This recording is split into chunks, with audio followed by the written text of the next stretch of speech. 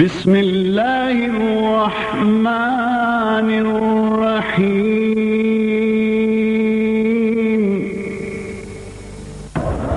सारी जन्नत में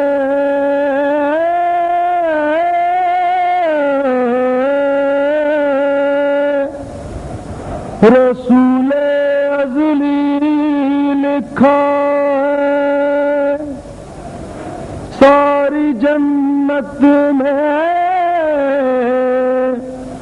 रसूल अज़ली लिखा है डाली डाली पे अली और वली लिखा है सब पत्तों पे हसन और कली पर ज़हरा सुर्ख फूलों पे हुसैन बिन अली लिखा है सारी जन्नत में रसूल अज़ली लिखा है डाली डाली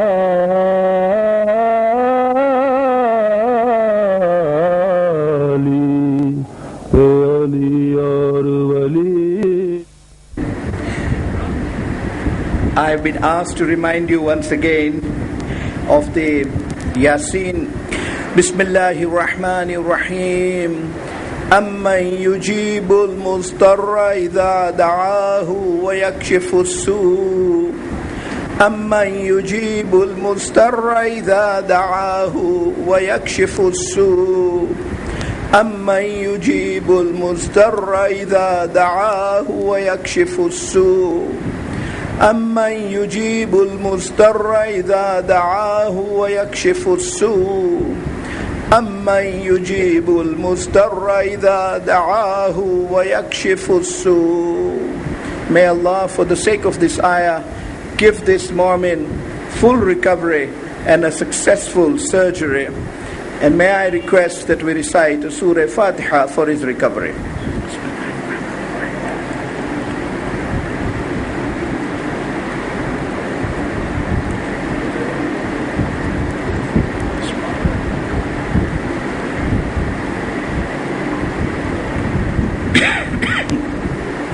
Bismillahir Rahmanir Rahim. In the name of Allah, the Merciful, the Compassionate. All praises to Allah, the Creator of the universes and their Sustainer, the Provider of believers and unbelievers. And may His choicest blessings be on the seal of His prophets, the last of His messengers and His holy progeny. And in particular, may His incessant blessings ever continue to flow on that fifth successor to the Holy Prophet, on Imam Muhammad Baqir, salawatullahi wa salamu alayhi. Last night, we made a peripheral study of some of the teachings of Imam Muhammad Baqir alayhi salam. And whilst there is no pretense that we did so in detail or exhaustively, alas, we must move on tonight, because we need to discuss the developments that he made towards the program that was set out by his illustrious father. Do you remember, Imam Zainul Abidin alayhi salam had set out the foundation, had indeed laid a strong foundation for that school of thought which he propounded and propagated. He had no opportunity to hold classes and hence taught them by way of du'as, taught them by way of answering questions, and indeed by form of majalises in the name of Imam Hussein alayhi salam. Imam Muhammad Baqir alayhi salam had a quieter role, about 2/3 of his imamah. The Umayyads were busy fighting among themselves or just rejoicing with the pleasures of the world. Imam Muhammad Baqir alayhi salam therefore took that opportunity to advance his father's goal, that which was in spirit, setting up classes, setting up media whereby there would be communication for the teaching of Islam took kinetic form under Imam Muhammad Baqir alayhi salam. Now, it was not only a school of thought that was propagated. Indeed, an actual school was being run. He started these classes. Eminent scholars were his students. As I said, Abu Hanifa, Jabir ibn Yazid, Ju'fi, Muhammad bin Muslim. Eminent scholars were students in those classes. They learnt tafsir of the Quran there. They learnt jurisprudence there. Indeed, they were then able to remit these ahadith into their books. Muslim and Bukhari are also full of quotations from the teachings and hadith of Imam Muhammad Baqir alayhi salam. Actual classes were being run and tuition given on a day-to-day basis, on a morning and evening basis, so that those classes you hear of that were run by Imam Jafar Sadiq alayhi salam, which inshallah we will discuss in greater detail next year, were already set up by Imam Muhammad Baqir alayhi salam.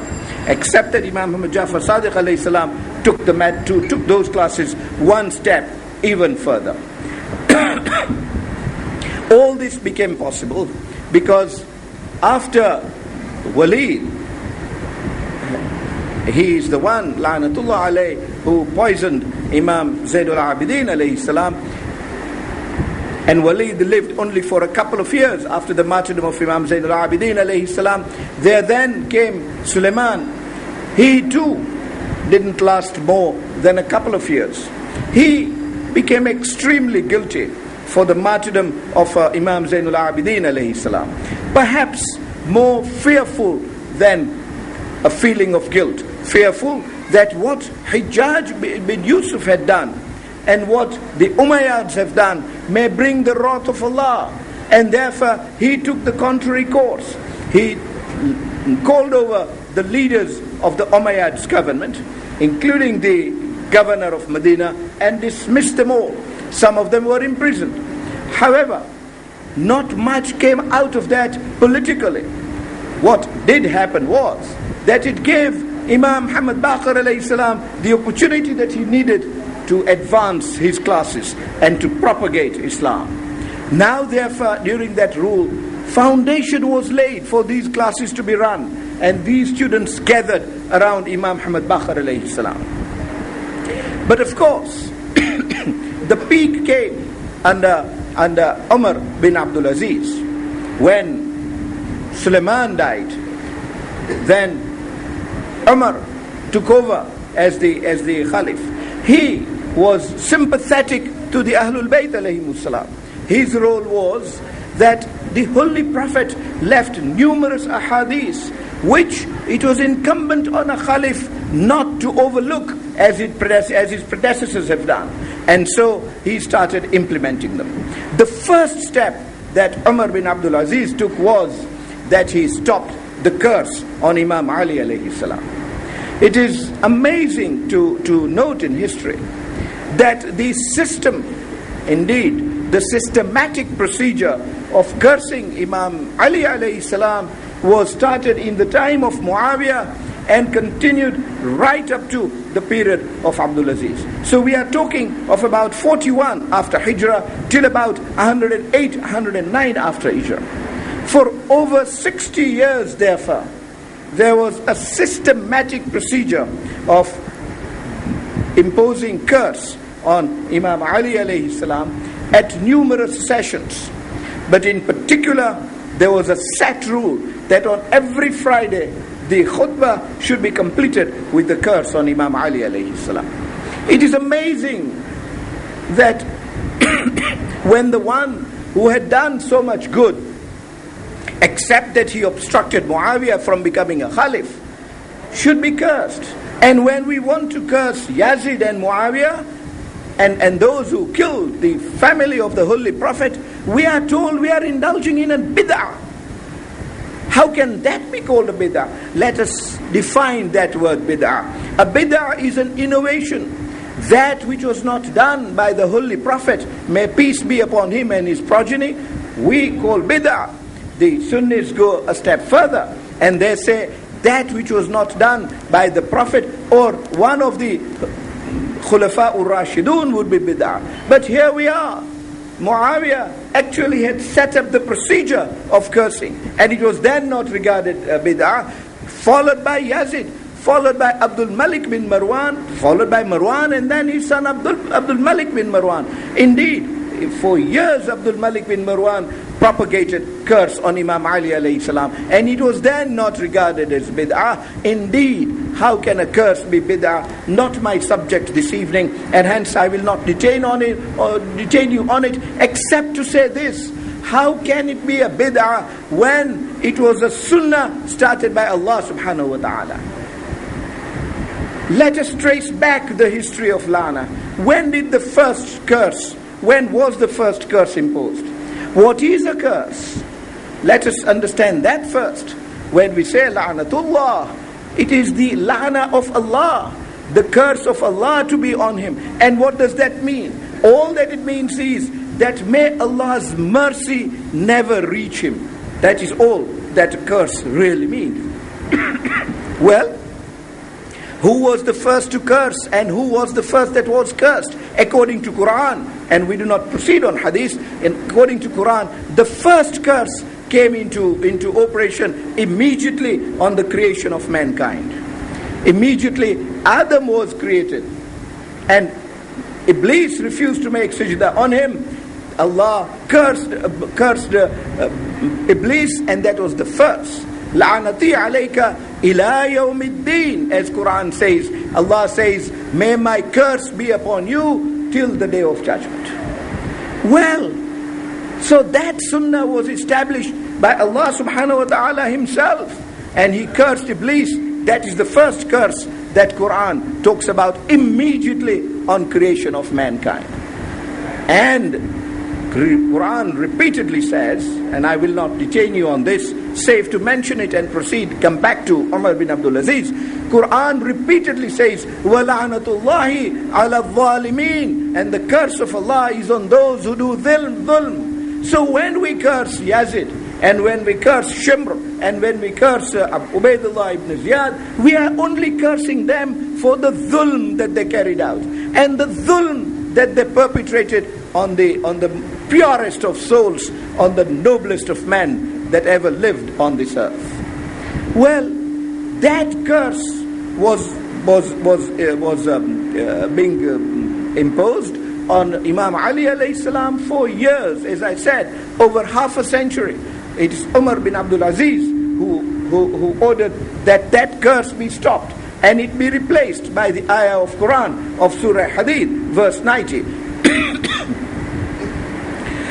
The ayah, إن الله يأمر بالعدل والإحسان وإيتاء ذي القربى وإيتاء ذي القربى, and the ayah that says Allah orders you, يأمر بالعدل, orders you to in fact to act with justice, and bil adl, well, and to be fair to the orphans and to the widows, and to keep away from rebellion,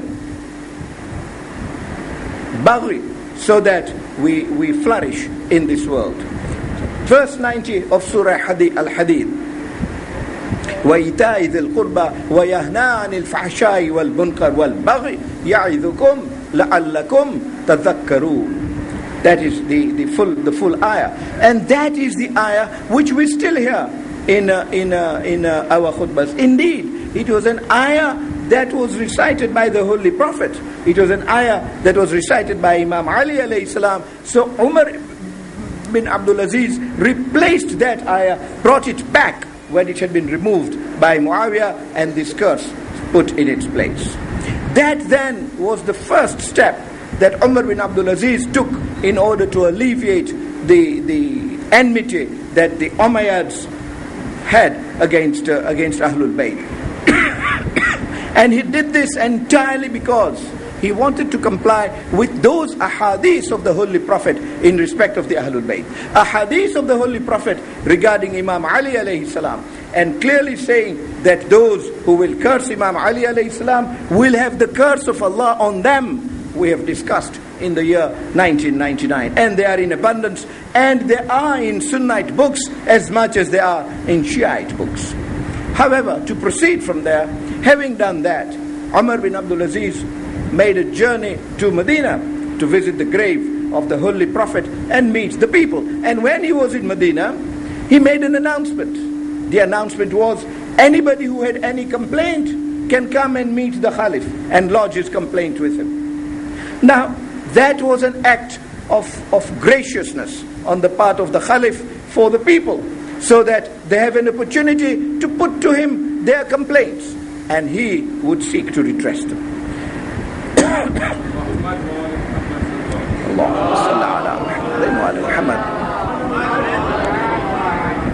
Political acumen of Imam Muhammad Baqir alayhi salam, that he instantly decided he would go and meet Umar bin Abdul Aziz and test his sincerity. And when the Wazir, the minister of Umar bin Abdul Aziz, heard from the doorman that Imam Muhammad Baqir alayhi salam was at the door seeking to visit the Khalif, he goes to Umar ibn Abdul Aziz and says, lo and behold, the grandson of the Prophet is here.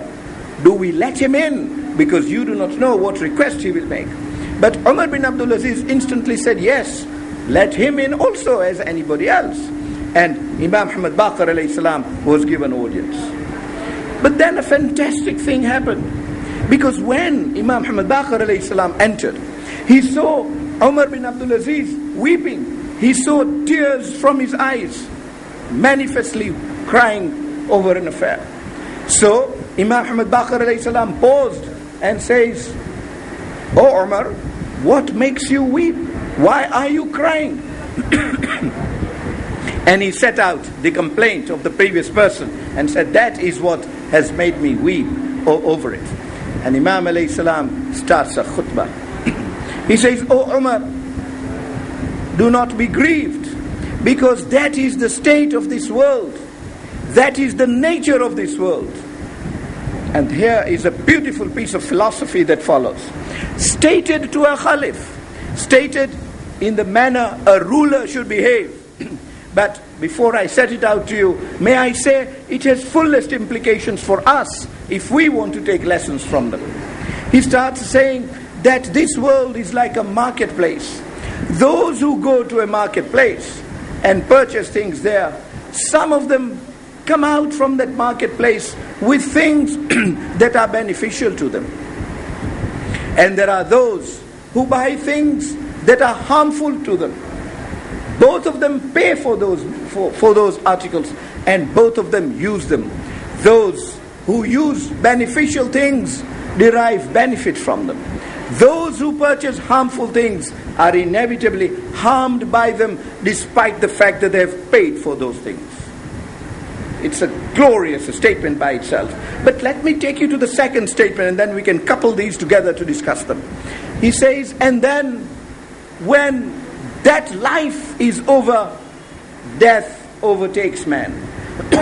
And when death overtakes man, that is the time when he finds that which he would have liked to have with him, he hasn't carried with him. And that which he has carried with him harms him. He finds that which he has left behind and has not carried with him is a subject of his blame. Those people he has left behind blame him for what he has carried with him, and Allah blames him for what he has brought with him. So he has blame on both sides. Where he left, he is blamed. Where he has come to, he is blamed. He now regrets not having carried what he would have liked to have had with him, and regrets having carried what he has brought with him. A beautiful piece of philosophy. And therefore he goes further and says, "Oh Umar bin Abdul Aziz, therefore we have to be careful that we select in this world that which will be beneficial to us when we leave this world. The amal salih, as I said the other day, we fill our suitcase with virtues, with good deeds, so that those would be the things that we would like to see with us when we are in the next world meeting our Lord. And keep behind the al-fahsha'i wal-munkar, the indecencies of this world, the prohibited things, so that we have no regrets over them when we meet our Lord. What a beautiful way of putting life in the perspective of a marketplace. And indeed, that analogy is so very apt, because when we do good deeds, we pay for them like purchasing an article. We pay for them. The best example that comes to mind is sadaqah. I say this because I had no opportunity to say it last night. Imam Muhammad Baqir alayhi salam in one of his teachings says that there is no mode of evading trouble in this world and the hereafter except by giving sadaqah. Sadaqah, he says, keeps away all tribulations, all afflictions in this world and the hereafter. The one who takes out sadaqah in the morning will have a full day without any affliction, and one who keeps taking out sadaqah to the extent that he is able to carry it to the next world will find that sadaqah is waiting for him manifold expanded.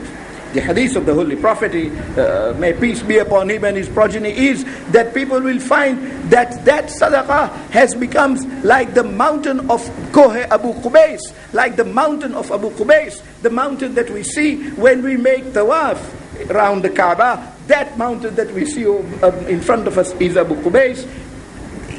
The Holy Prophet says that thawab will multiply so many fold that we will see a mountain of thawab waiting for us.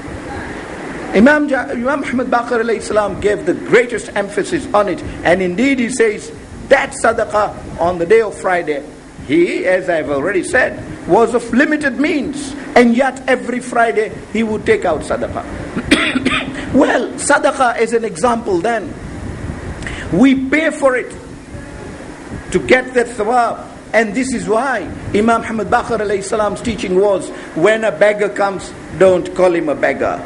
Don't call him a beggar. In a way, he is doing you a favor, because what you give him in this world becomes your fruits, which you will reap in paradise, when you will need those fruits very badly. Well, those are the teachings. But let us look at the other side of the coin. The wrongs that we do, we pay for those too. All the sins, ma'adallah, may Allah spare us from all of them, that we indulge in, cost a lot of money. Every act of indecency that one might indulge in costs money. It's like a marketplace. You buy that article, you pay money for it to get an article which, when you carry it to the next world, you regret having carried it, because there Allah will not excuse you for it, and it becomes a ground for for your punishment. Well, tomorrow night, inshallah, when we discuss some of the miracles of Imam Muhammad Baqir alayhi salam, we shall see this aspect of his teaching manifestly and very clearly illustrated by him in one of his miracles. And indeed, it will be relevant to the question of the curse of Muawiyah as well. Well, he then proceeds further and says to Umar ibn Abdul Aziz, he says, "O Umar, therefore, if you do not want to cry in this world, all the more you do not want to cry in the next world, do two things. Carry with you that which will be beneficial to you, which you will be pleased to have with you in the next world. Leave behind here that which you think will be harmful to you and you will regret having carried. Hence, O Abdul Aziz, O Umar, do not live on the precedence of your predecessors." Glorious statement by Imam Muhammad Baqir alayhi salam to condemn those who preceded Umar as Khalifs.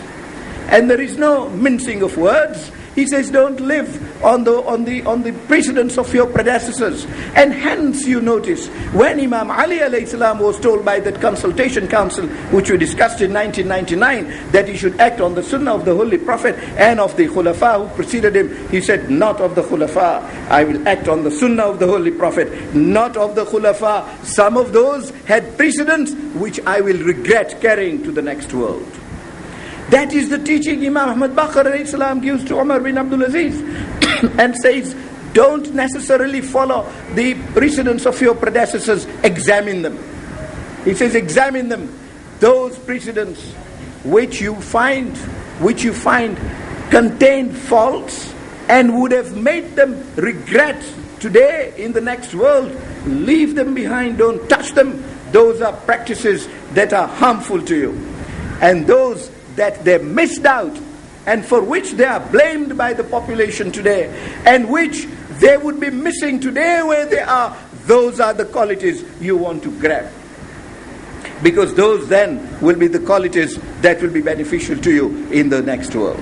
And the Imam alayhi salam pauses. He has given him the teaching that Umar bin Abdul Aziz requires. And I would like to pause as well before I go further. The point I would like you to ponder at this stage is, how beautifully was this said? Let us take a moment, and I will detain you no longer. Let us take a moment to see the excellence of this personality.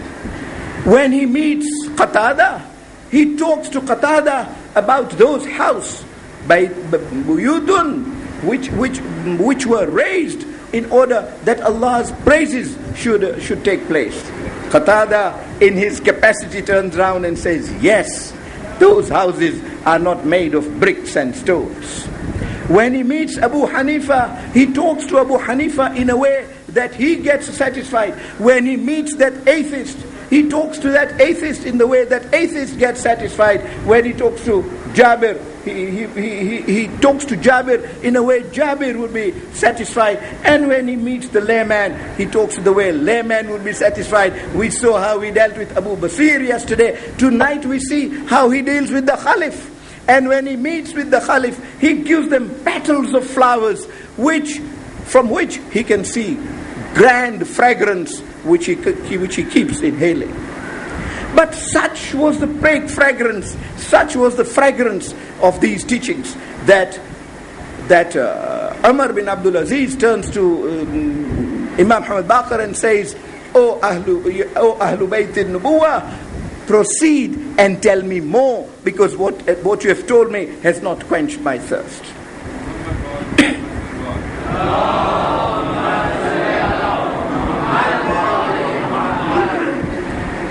That is the level that this Khalif should say, what you have told me is not enough. And the address to Umar bin Abdul Aziz, Ya Ahlul Bayt al-Nubuwah, or the household of the Prophet. And what a correct address, because one personality, Imam Muhammad Baqir alayhi salam, constituted the Ahlul Bayt. That constituted the household of the Ahlul Bayt. And therefore, how correct when we, in our salutation to the 12th Imam alayhi salam, we say, Assalamu alaikum, Ya Ahl Bayt al-Nubuwah, wa rahmatullahi wa barakatuh. Indeed, because he is the paragon, he is the representative of that entire household as he stands. He is not an individual, as I hope I shall discuss tomorrow in Warsaw in the afternoon. He is not an individual, he is the collection of the entire Ahlul Bayt. And that is how even this Umayyad Khalif addressed Imam Muhammad Baqir alayhi salam. And when asked to tell him more, the Imam alayhi salam proceeds and tells him more. He says, O Umar bin Abdul Aziz, if you wish to know more, 3 things you can bear in mind. 1, when you are in pleasure, particularly in a Khalif, applies to us all in our smaller capacities as well. When you are in pleasure, do not do that which is false. I pause to say, how many false things do we do on the day of Eid? Eid is not a day of sinning, but how many of us have converted it into a day of sinning? 30 days television is not watched because it is the holy month of Ramadan. And after that, ghina on the day of Eid becomes lawful. Astaghfirullah, ma'adallah. Eid is a day on which we get our reward. How can we sin on that day? But the moment we have pleasure, we turn to that which is false.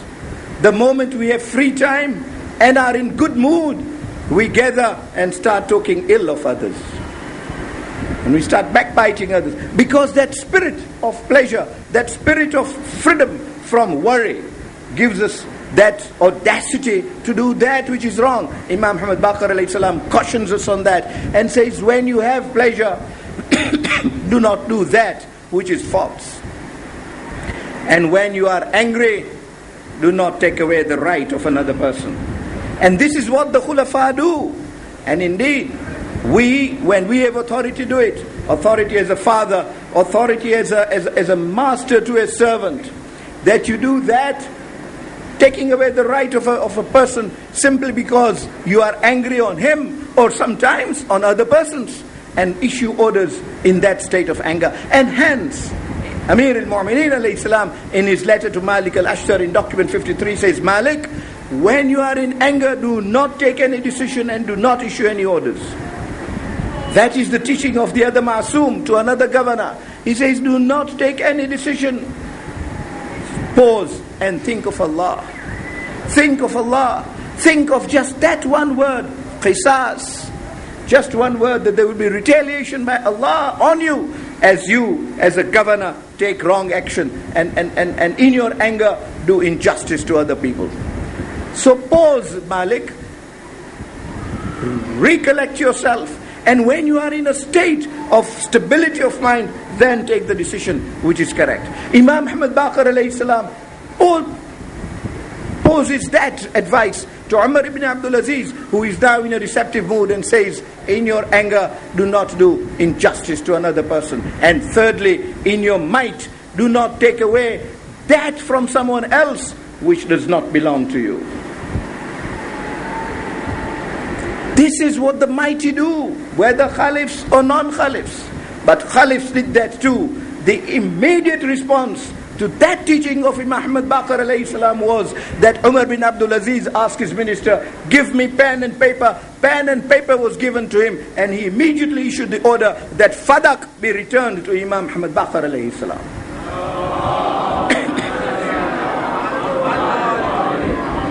Who tells you, I keep asking, who tells you that these Imams alayhimus salam that we are talking about were religious people who would sit and worship Allah and cry over Allah but had no political acumen?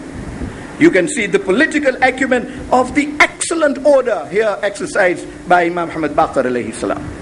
Not only did he take the opportune step of going to see Umar bin Abdul Aziz, but he developed the sentiments of Umar ibn Aziz with beautiful sayings, with wise advice.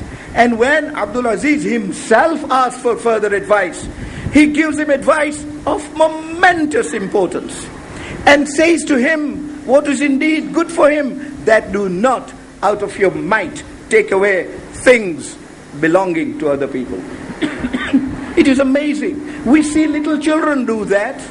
The stronger child takes away the pencil of the weaker child and doesn't return it.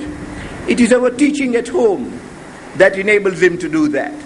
It is our failure to teach him that he must not take away the things of other person. When we see a pencil not belonging to him, the mother's duty is to say, where do you get this from? Return it now, because you cannot hold for 1 second the property of another person. Well, that was the teaching that Imam Muhammad Baqir alayhi salam gave to Umar bin Abdul Aziz, leading him immediately to return Fadak. A few moments on Fadak only as a reminder, and no more than a few moments only, because Fadak is a subject that we have discussed at some length in 1990. Sorry, in the year 2000. In the year 2000 we discussed Fadak at some length. Fadak, the first person who took away Fadak from Ahlul Bayt was Abu Bakr. It was his order. Well, it may have been instigated by Umar, but on record, the order was the order of Abu Bakr. And that is what prompted Bibi Fatima to Zahra salamullahi alayha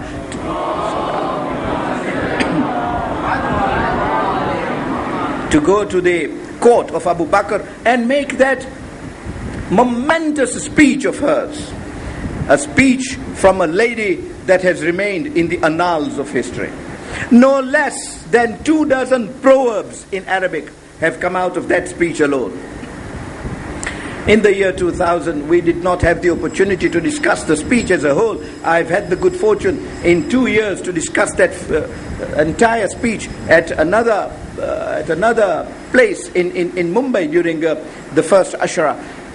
Beautiful speech of Bibi Fatima Zahra Salamullahi alayha, which in a way led Abu Bakr to return, but he never returned Fadak to Bibi Fatima Zahra Salamullahi alayha. She left the world in agony. Not that Fadak was any property that the fruits of which she enjoyed for personal gain. All the income from Fadak went to the poor, the orphans and the widows. Not a cent was kept. All that was in her house was thirst and hunger, and proof of that was given by the angel, Yatiman, Miskinan wa Asira. Those are the witnesses to her household. Yet, Fadak was taken away. Ground given was that the Ummah needs that income. The Ummah was going to receive that income anyway. And because Ummah needs income does not justify falsely taking away property belonging to another person, as Imam Muhammad Baqir alayhi salam proved to Umar bin Abdul Aziz and admonished him on that point. However, Umar bin Khattab continued with control over Fadak, and Uthman went a step further. Uthman then did not think that the Ummah needed the income of Fadak. By then the Ummah was well placed. Look at the resources, look at the revenue that Uthman himself had. Look at the vast estate that Uthman left for inheritance when he died. Well, so income of Fadak was not needed by the Ummah anymore. Hence, 1/3 of that income, 1/3 of Fadak, not income, capital, 1/3 of Fadak was given to Marwan bin Hakam, his son-in-law. You can imagine how things were distributed. Then, when Muawiyah took charge of Fadak, Muawiyah divided it into 3. He gave 1/3. He allowed Marwan bin Hakam to retain 1/3. 1/3 went to Amr bin Uthman, and 1/3 went to his son Yazid. Yazid perhaps did need it for all the sins, for all the indecencies that he had to purchase in that marketplace that Imam Muhammad Baqir alayhi salam was talking about. Well, that is how it was distributed.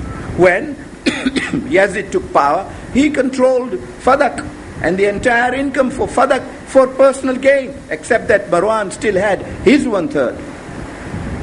And then when Marwan bin Hakam became the Khalif, as we saw a few nights back, he took over the entire charge, because now he was the Khalif. So the share of Yazid became his share. Share of Ibn Uthman had already been taken by Yazid. So the entire Fadak became the personal property of Marwan bin Hakam.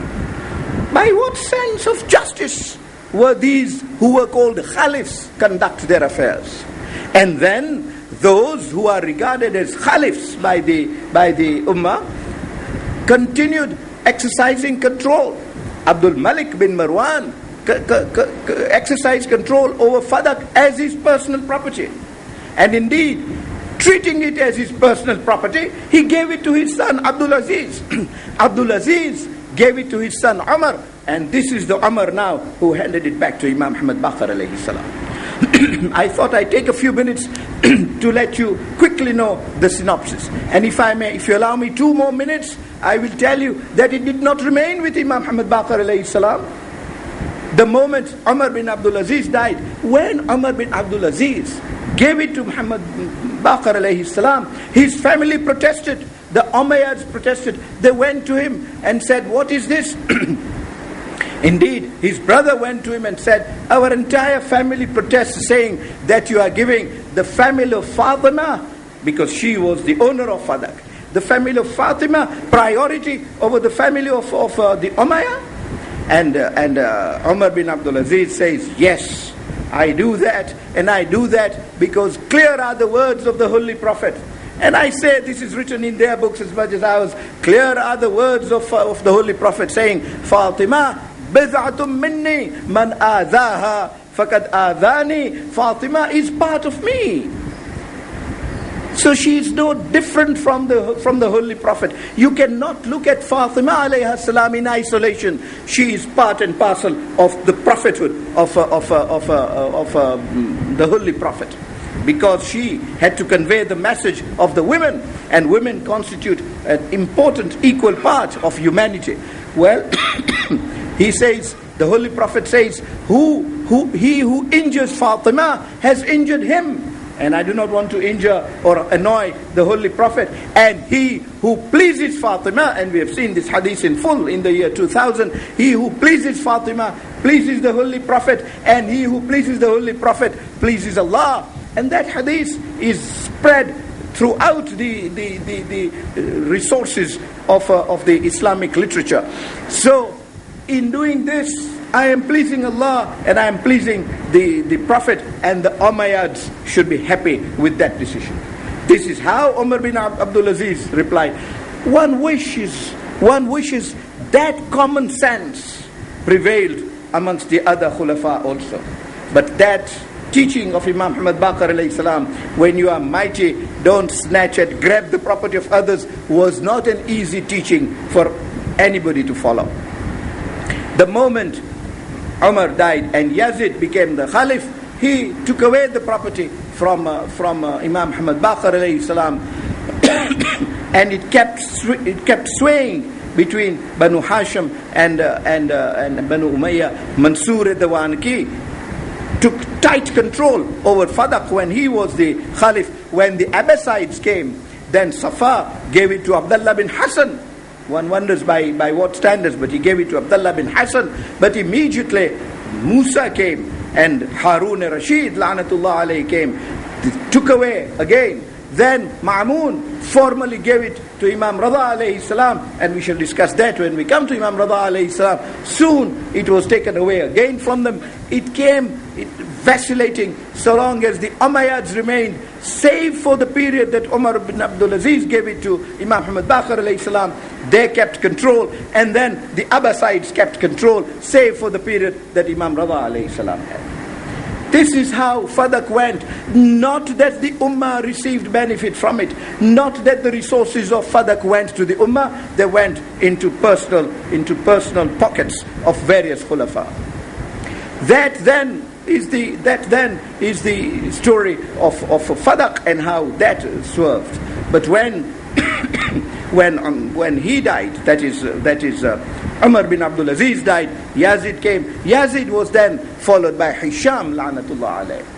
I've already discussed with you how Hisham was the person instrumental to the poisoning of Imam Zainul Abidin alayhi salam. And indeed, he became instrumental to the martyrdom of Imam Muhammad Baqir alayhi salam, which inshallah we shall discuss tomorrow night.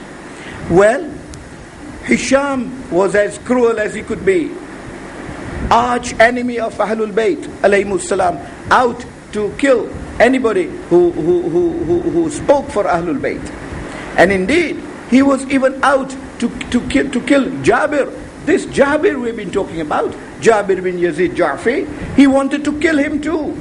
You can see there's been no compunction in the Umayyads in killing companions of the Prophet. As we have seen, Sa'id bin Khudri, particularly during the Battle of Hurra that we discussed last Sunday night. And indeed, no compunction in killing companions of the Imams alayhimus salam either. Indeed, Imam Muhammad Baqir alayhi salam calls Jabir in good time, political acumen again, and says, Jabir, you will soon be ordered to be killed. Jabir says, I will comply, I will be pleased with the orders of Allah. But Imam says, no, you can be saved. Jabir pretend to have gone mad. Pretend to have gone mad. And then, under your madness, you will be saved. So, Jabir feigns, pretends to be mad. You can see that man of great eminence, a man who had accumulated, did I not say last night, 70,000 hadiths from Imam Muhammad Baqir alayhi salam, single-handed. That person now pretends to be a madman. He takes a stick He says, this is my horse. And like a little boy, he moves around in the lanes saying, I'm galloping on my horse on a stick. And people say, Jabir is mad. Hisham issues the order in Damascus that Jabir be killed for no wrong at all. For who was there to ask Hisham, why should Jabir be killed? That arrogance and that tyranny of the Khulafa gave a bad name to Islam. Well, he ordered that Jabir be killed. But the minister said, but do we need to kill him? Because he's a madman. This is how he's acting. He takes grass and eats grass. He behaves like a little child. We don't need to kill him at all. And Hisham says, leave him. But the tyranny of Hisham is what made Zayd, the younger brother of Imam Muhammad Baqir alayhi salam, take arms. He, contrary to the teachings of Imam Muhammad Baqir alayhi salam, decided that he must confront Hisham. He went to Damascus. Zayd was known as a very religious person. Indeed, if people asked in Medina, who is Zayd? They would say he's an ally of Quran, as Sheikh Mufid alayhi rahmah describes.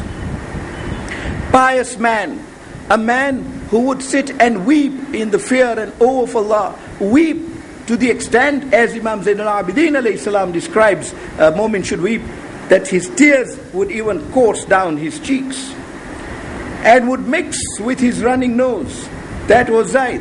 However, he went out to Hisham and he decided that he will take arms against Hisham. Imam Muhammad Baqir alayhi salam's attitude was, it would be reprehensible to do so. Indeed, Imam Muhammad Baqir alayhi salam regretted that decision. Zayd took up arms ultimately in the time of Imam Ja'far Sadiq alayhi salam.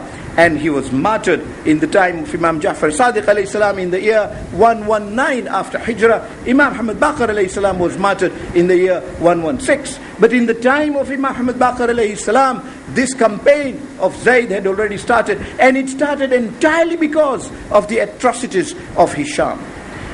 Well, Zayd said that Hisham had no right to be a Khalif. And he should be replaced by a person from the Ahlul Bayt who was most fit to be the Imam. People of his time attributed this as his own ambition, that he wanted to be the Imam. Sheikh Mufid alayhi rahmah feels that may not have been so, only because Zayd was a pious man and he knew the wasiyah made by his father, Imam Zainul Abidin alayhi salam, that after him the Imam would be Imam Muhammad Baqir alayhi salam. And Imam Muhammad Baqir alayhi salam had assumed Imamah, and he accepted that assumption for quite a while after the martyrdom of Imam Zainul Abidin alayhi salam. And he did not challenge the Imamah of Imam Muhammad Baqir alayhi salam at any stage. There was also no doubt, as I have repeatedly said, that there was no person, Hazrat Zayd or no Hazrat Zayd, no person to match Imam Muhammad Baqir alayhi salam in his afdaliyah, in his excellence, whether by way of piety or knowledge or jurisprudence or good actions. He was afdal, and vis-a-vis him, Hazrat Zayd was mafdul. Well, he took up this scheme. There were those who said, as Sheikh Mufid alayhi rahmah says, that he set out to avenge the blood of Imam Hussein alayhi salam. But Imam Muhammad Baqir alayhi salam, even on that score, took exactly the line that Imam Zainul Abidin alayhi salam took vis-a-vis Sulaiman bin Surd and vis-a-vis Mukhtar, both of which events we have already discussed last Sunday night. Well, so Imam Muhammad Baqir alayhi salam dissociated totally with that stand of Hazrat Zayd, and indeed warned him not to take those actions. But Hazrat Zayd, in his emotion, went forward. He went to see Hisham. Hisham first refused to meet him, but ultimately became obliged to meet him. When he met him, Hisham turns to Hisham and says, "Oh Hisham, fear Allah for what you are doing, these atrocities that you are meting out to the people." Hisham says, "But it is you who wants to make a false claim to be a Khalif." Zayd says, "Well, if it is between you and I, then how is my claim a false claim?" Hisham says, "You're making a false claim because your mother was a slave girl." Well, we pause here and turn around to Hisham and say, if that is the criterion, then where is the motherhood of your mother and the mother of Imam Muhammad Baqir alayhi salam? For him we say, he is Ibnul Khairatain. His father was a son of Hussein. His mother was a daughter of Hassan, salawatullahi wa salamu alayhima. Both Sayyida Shabab Ahlil Jannah. What right did Hisham on his own criterion have to remain as a Khalif? However, Zayd gave him a reply from a different angle, because the reply applicable to Imam Muhammad Baqir alayhi salam would not apply to Zayd. Zayd turns round to Hisham and says, Hisham, what criterion are you talking about? We are only talking about a mother of a Khalif to be. But how about a prophet? Ismail, the son of Ibrahim, was an illustrious prophet of Allah. A prophet from whose progeny our prophet was born. Well, and look at the mother of Ismail. History unanimously accepts that the mother of Ismail was a slave girl. And yet, her son becomes a prophet. Hisham becomes dumbfounded and orders that Zayd be arrested and locked up. But he wasn't locked up. He left Damascus to Kufa. He took up arms in Kufa. But just as Imam Zainul Abidin alayhi salam told the Kufians in the bazaar of Kufa on his first visit after the martyrdom of his distinguished father, he told them that you Kufis are totally unreliable, you are disloyal, you are untrustworthy. Will I accept your bay'ah? You gave bay'ah to my father and behaved treacherously to him. You gave bay'ah to Imam Hassan alayhi salam and abandoned him. You called my father Imam Hussein and made bay'ah to him in the hand of Muslim ibn Aqil and then murdered him in Karbala. What bay'ah do I want from people of your kind and character? Zayd, however, took them as associates, and they jettisoned Zayd as well. Ultimately, and indeed, that revolt, that rebellion of Hazrat Zayd alayhi salam was so short-lived. It started on a Wednesday, and by Friday, Zayd was martyred. He was killed. The people who killed him buried him too.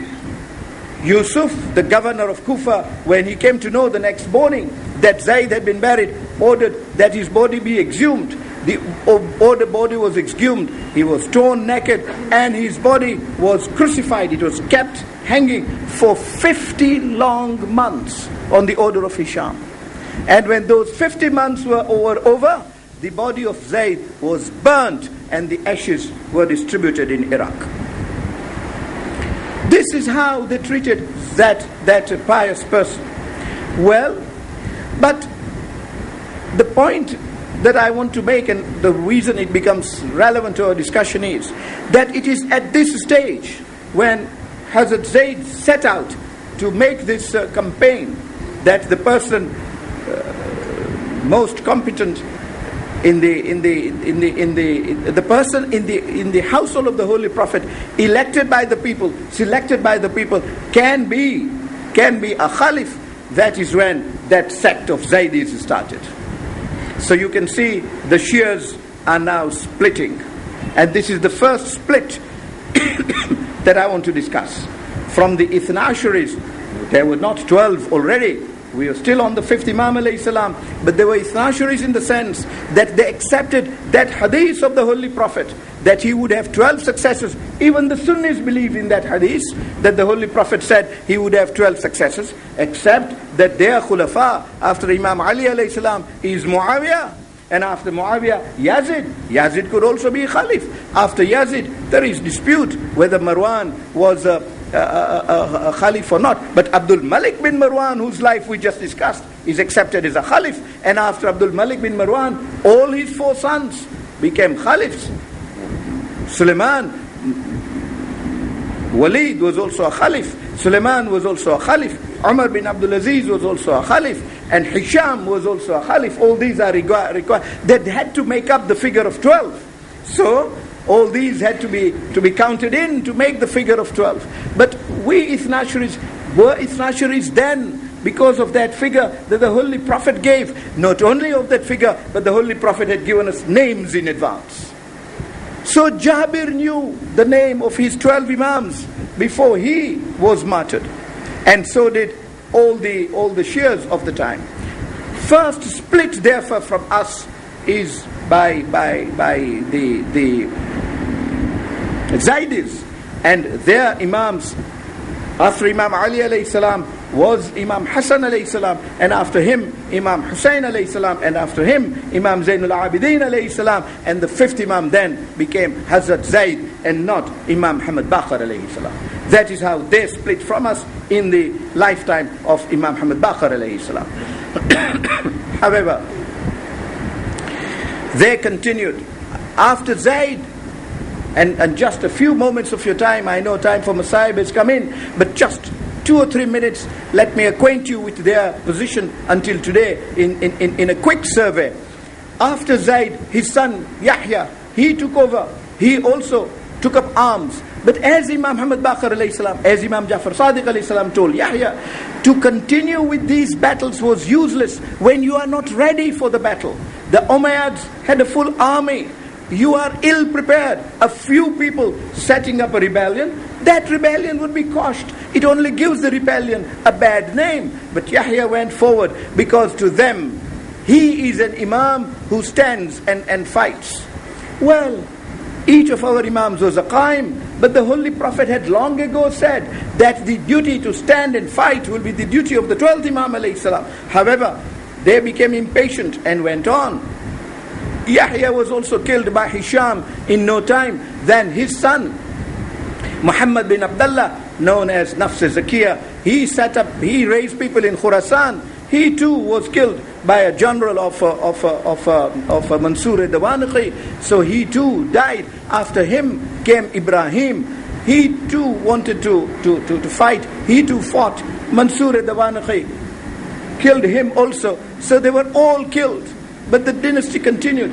After Ibrahim came Idris. He set up the Idrisi dynasty in what is Mauritania of today.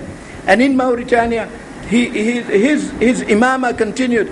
But in no time, that imama got split up. They got disorganized, and the strength of that sect totally failed. There are Zaydis even today.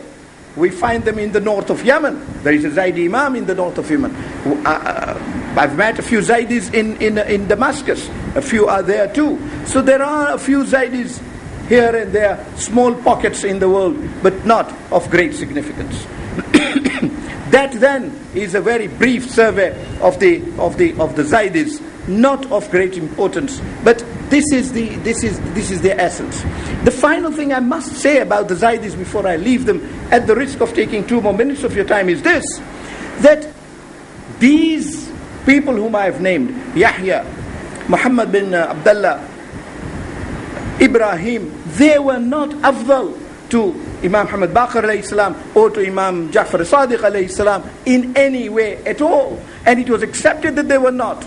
Hence, that Shiite doctrine that only he can become an Imam, based on common sense and on logic after all, that only he can become an Imam who is the most pious of all the pious, who is the most knowledgeable of all the knowledgeable people, who comes from the progeny of the Holy Prophet and Imam Ali alayhi salam, they had to abandon. They kept to that progeny of Imam Ali alayhi salam, but they could not. Just as the Ahl al-Sunnah had to abandon them at the first stage. They said, oh, we will have Abu Bakr. What happens to that doctrine of Afdaliyah? What happens to that doctrine of appointment by the Holy Prophet? They had to abandon them. And so that doctrine of designation, of Nas, was abandoned by the Zaydis. And they therefore could not answer the Sunnites. When the Sunnites say, well, if you don't have the doctrine of Afdaliyat, if Zayd can be Imam when Muhammad Baqir is there, if Yahya can be Imam when Ja'far al-Sadiq alayhi salam is there, then why can't Abu Bakr be Khalif? They accepted that Abu Bakr was a true Khalif. So you can see a major departure of Zaydis from Shiite doctrines. So they accepted that Abu Bakr was a legitimate Khalif and Umar was a legitimate Khalif. Well, the Ummah at that time needed a senior man. Ali had killed many kuffar who were now part of the Ummah. The kind of argument that was raised in Karbala, you find raised by the Zaydis and accepted by them. And as indeed was the argument raised by Umar for justifying his Khilafah over Imam Ali alayhi salam.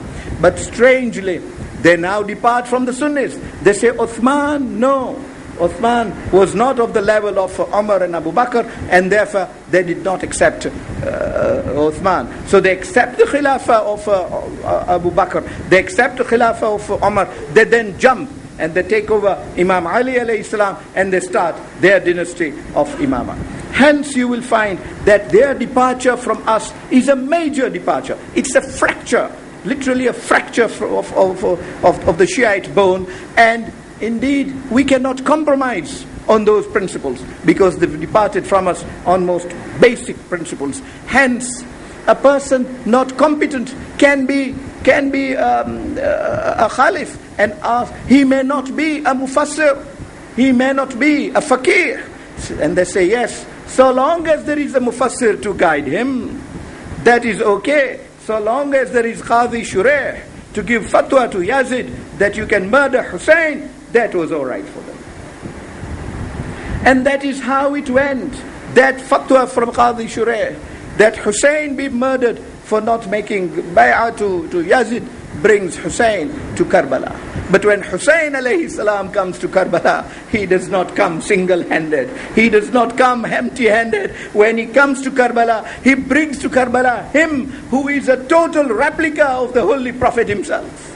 Indeed, when Shahzada Ali Akbar came to seek leave to go to the battlefield, Imam Hussein alayhi salam raises his hands to Allah and says, "Oh Allah, a stage has now come in Karbala when I am sending to the battlefield to fight for Islam him who is the very replica of the Holy Prophet himself, khulqan wa khalqan, in every way, and natiqan, his speech is the speech of the Holy Prophet, his face is the face of the Holy Prophet, his akhlaq are the akhlaq of the Holy Prophet, his gait is the gait of the Holy Prophet. Ya Allah, whenever we wanted to make the ziyarah of the Holy Prophet, we would look at Ali ibn al-Akbar. That is the replica I now send to the battlefield." But he says, "Akbar, don't go just like that. First go and bid farewell to your Aunt Zainab, because Zainab is the one who brought you up."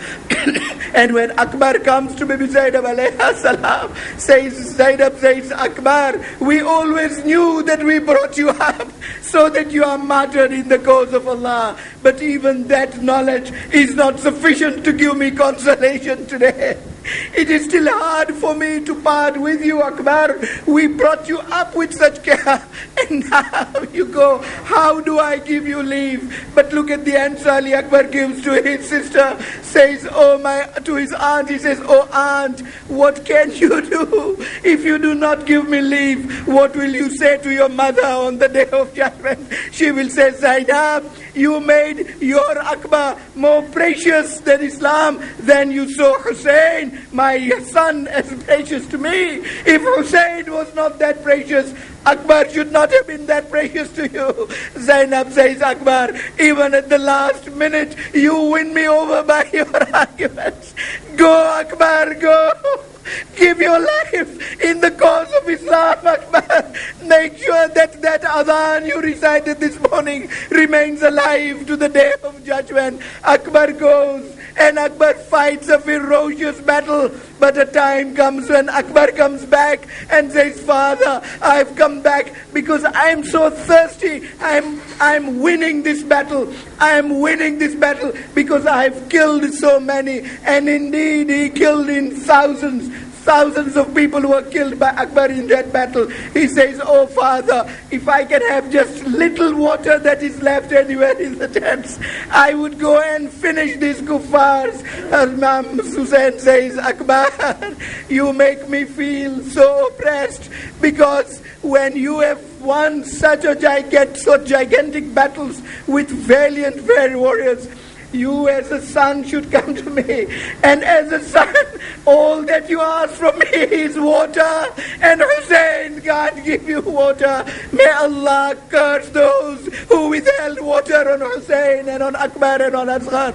May Allah ever curse them. Hussein is not able to give a drop of water to Akbar. Says Akbar, take my tongue into your mouth. When Akbar does that, he immediately retreats, saying, Father, your tongue is even drier than my tongue. Hussein keeps his ring on the tongue of Akbar and says, Akbar, go.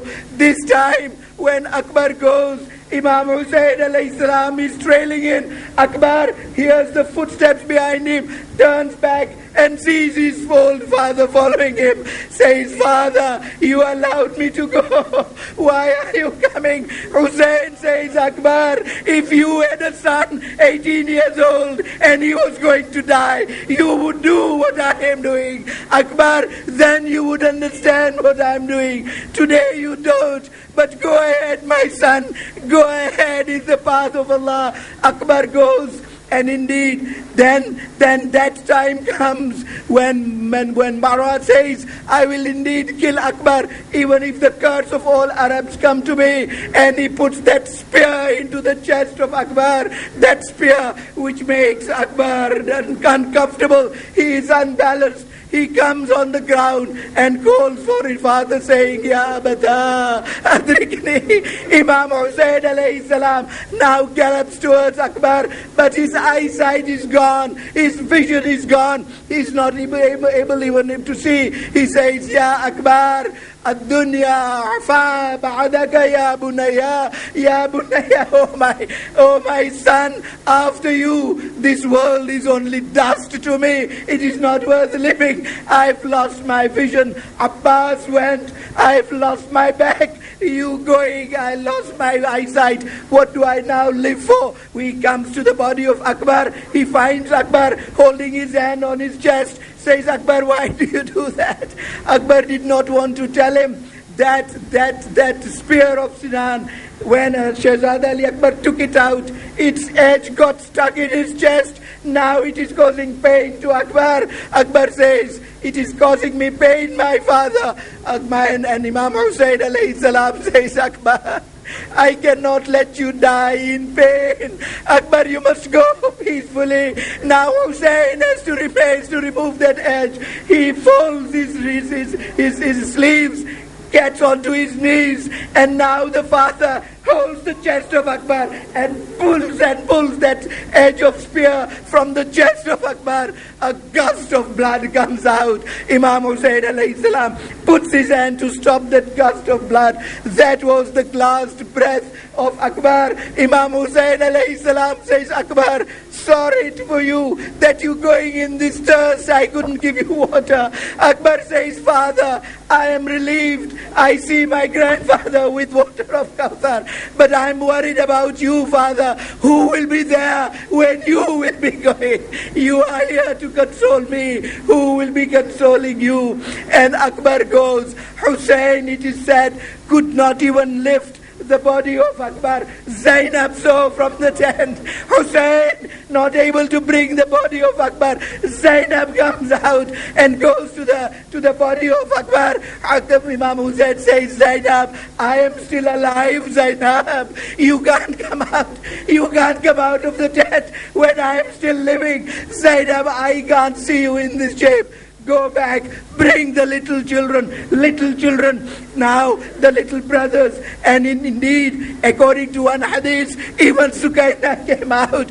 Imam Hussein says, Sukaina, you also are here. Sukaina says, Father, what can I do? The pearl of my heart is gone. What can I do other than that? The pearl of your heart is gone. I've come to console you and take my brother back to the tent. Oh faithfuls, oh one who love Akbar. Now the lash of Akbar is being raised, not by Imam Hussein, but by the little children, and they carry it to the tent of Allah la'natullahi ala al-qawmi al-zalimin. وسيعلم الذين ظلموا أي منقلب ينقلبون إنا لله وإنا إليه راجعون. رحم الله من يقرأ الفاتحة.